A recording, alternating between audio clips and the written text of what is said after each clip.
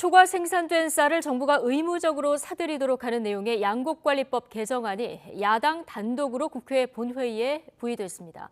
여당인 국민의힘은 항의하면서 집단 퇴장했는데 2월 국회에서도 각종 민생 법안을 두고 여야 대치가 불가피해 보입니다. 엄윤주 기자의 보도입니다. 지난달 국회 농해수위에서 의결된 양곡관리법 개정안이 표결을 거쳐 국회 본회의에 부의돼 논의 안건으로 결정됐습니다.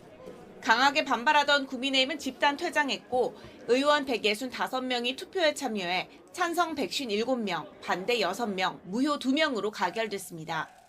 표결에 앞서 여야는 거친 설전을 벌였는데 민주당은 양곡관리법 개정안이 농가 소득을 위한 최소한의 안전장치라고 거듭 주장했습니다. 쌀값 폭락 시 농가 소득을 보장하기 위한 최소한의 안전장치를 마련하기 위한 민생 법안입니다.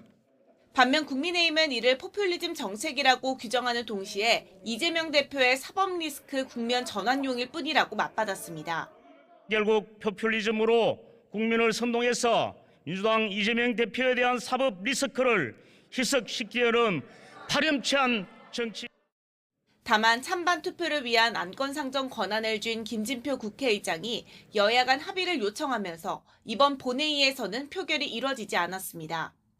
무엇이 농민들을 위하는 것인지 심사숙고해서 여야가 합리적 대안을 마련해 주실 것을 의장으로서 간곡히 당부드립니다.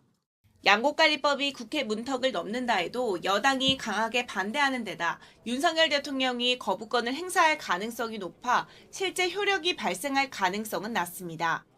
이번 본회의에서는 또 야3당이 단독으로 채택한 이태원 참사 진상규명과 재발 방지를 위한 국정조사 결과 보고서도 야당 주도로 통과됐습니다.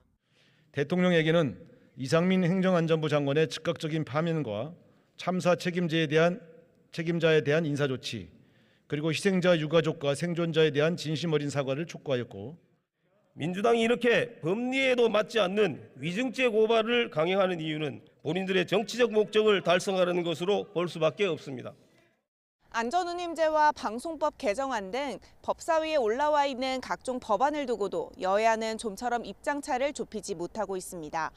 2월 임시국회 역시 순탄치 만은 않을 것으로 보입니다. YTN 엄윤주입니다.